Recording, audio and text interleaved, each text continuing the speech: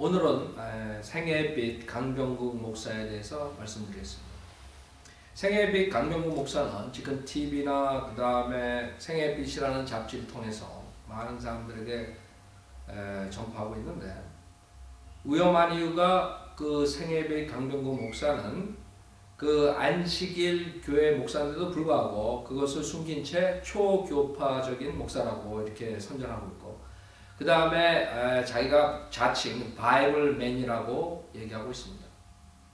그러나 여러분이 아셔야 되는 건, 안식일 교회는 엘렌 G 화이트라는 여자가 꿈과 환상을 통해서 만든 것입니다. 그들은 처음에는 안식을 지켜야 구원받는다고 그런 행위권을 가리키고, 그 다음에 지금은 안식일을 지켜야 되는데, 만약에 구원받은 사람들 안식일을 지키지 않으면 그 사람들은 구원받지 못한 사람, 이런 말장난을 하고 있는데, 결론은 그 사람들은 안식일을 지켜야 구원받는다는 것을 가르치고, 두 번째 큰 것은 그 사람들은 지옥의 그 형벌을 부인하고 있습니다.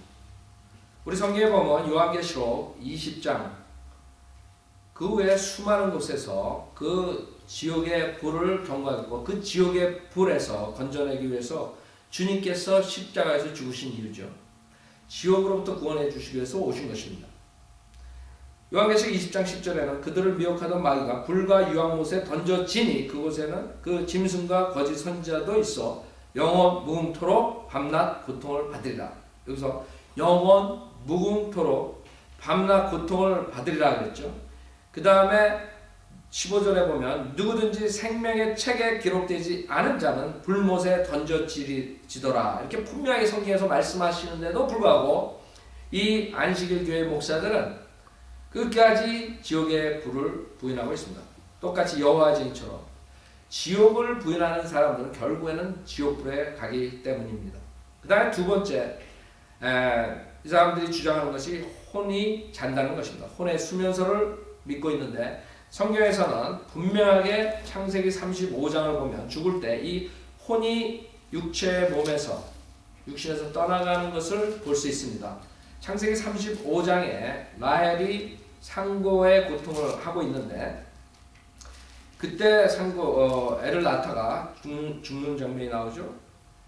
창세기 35장 16절에 보면 그들이 베델에서 이동하여 길을 가다가 에프라스에 조금 못 미쳐서 라헬이 상고로 진통을 당하는데, 상고가 심하였으니 그녀가 상고를 겪고 있을 때 산파가 그녀에게 말하여 두려워 말라, 내가 아들을 낳으리라 하더라.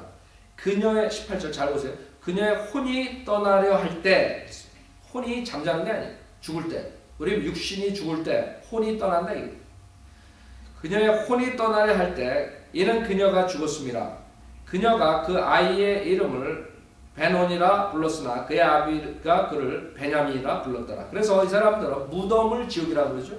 그 다음에 혼과 몸에 분별을 할 수 없기 때문에 몸이 무덤으로 가면 혼도 무덤에서 잔다, 뭐 이런 아이디어를 가지고 있는 것입니다. 물론 비성경적인데도 불구하고 많은 사람들이 그 강병국 목사에 속고 있습니다.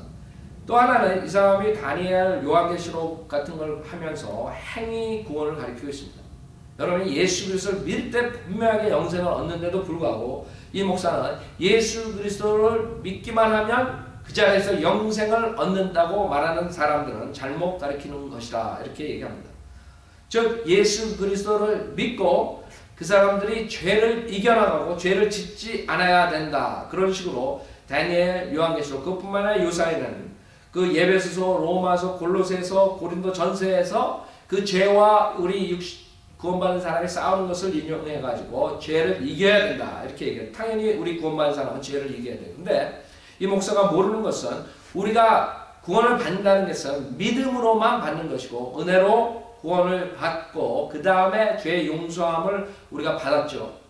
근데 우리가 아직 옛 성품을 가지고 있기 때문에 이 육신이 죽기 전까지는 계속적으로 옛 성품과 새 성품을 가지고 우리가 이 세상을 싸워야 되는 것입니다. 즉 여러분이 새 성품, 즉 하나님의 말씀과 성령의 이끌음을 받으면 새 성품으로서 옛 성품이 이기죠. 그럼 죄를 짓지 않고 성령의 열매를 가져올 수 있는 것이고, 그러지 않고 성령님을 따라가지 않고 육신을 따라가면 여러분이 구원받기 전의 모습처럼 죄를 질 수가 있는 것입니다. 그것을 지금 이 강병국 목사는 모르고 사실 죄에 대해서는 여러분이 과거, 현재, 미래로 나눌 수가 있는 것이죠. 과거는 여러분이 예수님을 영접했을 때 죄로부터 완전히 용서를 받은 것입니다. 현재는 그 죄의 능력과 여러분이 항상 성령의 도움을 받아가 싸워서 이겨야 되는데 그것은 질 수도 있고 이길 수도 있는 거지. 구원받은 사람은 그것을 이기는 사람만이 구원받다. 이런 것은 이단 교리입니다. 그 다음에 여러분이 육신의 몸을 떠날 때 아니면 부활된 몸을 입을 때 죄의 임재로부터 완전히 구원을 받을 수가 있는 것입니다. 사도 바울도 로마서 7장에서 그 두 성품의 갈등에 대해서 얘기하고 있죠. 로마서 7장 15절에 내가 행하는 것을 내가 알지 못하노니 이는 내가 원하는 것은 행하지 아니하고 오히려 내가 미워하는 것을 행함이라. 그러므로 만일 내가 원치 않는 것을 행하면 내가 율법이 선하다는 것에 동의하노라. 그러나 이제는 그것을 행하는 것은 더 이상 내가 아니요 내 속에 거하는 죄니라. 내 안에 곧 내 육신 안에는 선한 것이 거하지 않는 줄을 내가 아노니 원함은 내게 있으나 선한 것을 어떻게 행하는 것인지 알지 못하노라. 내가 원하는 선을 행하지 않고 원치 않는 악을 행하는다. 계속적으로 구원받은 사도 바울은 그 안에 옛 성품과 그 다음에 새 성품 그 갈등을 얘기하는 것입니다. 이제 만일 내가 원치 않는 것을 행하면 그것을 행하는 것은 더 이상 내가 아니요 내 속에 거하는 죄니라. 그리하여 내가 한 법을 발견하노니 그것은 내가 선을 행하고자 할 때 악이 나와 함께 있다는 것이라. 내가 속사람을 따라 하나님의 법을 즐거워하나. 구원받지 못한 사람은 속사람을 따라 하나님의 법을 즐거워할 수가 없는 거예요. 이건 분명히 구원받은 사람을 말하는 거죠. 내 지체들 속에 있는 또 하나의 법이 내 생각의 법과 싸워 나를 내 지체들 속에 있는 죄의 법에게로 사로잡아오는 것을 보는도다. 나는 비참한 사람이로다. 누가 이 사망의 몸에서 나를 구해낼 것인가. 예수 그리스도 우리 주를 통하여 하나님께 감사하노라. 그러고는 내 자신의 생각으로는 하나님의 법을 섬기지만 육신으로 죄의 법을 섬기다. 그래서 여러분들이 이제는 구원받은 사람들은 하나님의 자녀가 되는 것이고 하나님의 자녀로서 성령의 도움을 받아서 그 죄를 이겨야 되는 것입니다. 그러나 죄를 졌을 때는 여러분이 자백하면 주님께서 용서해 주시죠.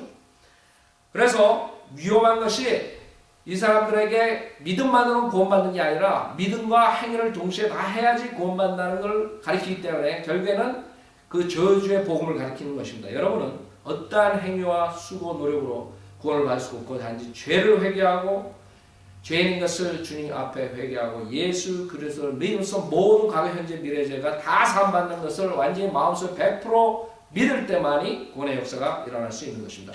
또 하나 천녀왕국에 대해서 우리가 가르치는 것을 부인하고 있습니다. 즉 그 강명훈 목사는 천녀왕국은 이 땅에서 실질적으로 예수님께서 성도들과 통치한다고 요한계시록 20장에 분명히 말씀하셨는데도 불구하고 천녀왕국은 무엇이냐면 의인들이 휴거대에 올라가서 하늘나라에서 주님과 같이 통치한다 그러는 것입니다. 하늘나라에서 무엇을 통치합니까? 그러니까 말이 안 되는데도 성경을 모르는 사람들은 그 사람들한테 속게 되는 거죠. 분명히 요한계시록 20장에서는 실질적인 부활을 첫째 부활에 동참하고 예수님과 같이 이 땅에서 통치하는 것이고 그것이 구약 전체에서 주님께서 재림하시고 왕으로서 통치하신다는 것. 그 주님의 통치에 대해서 계속적으로 말씀하시죠. 근데 그것을 완전히 부인하게 되는 것입니다.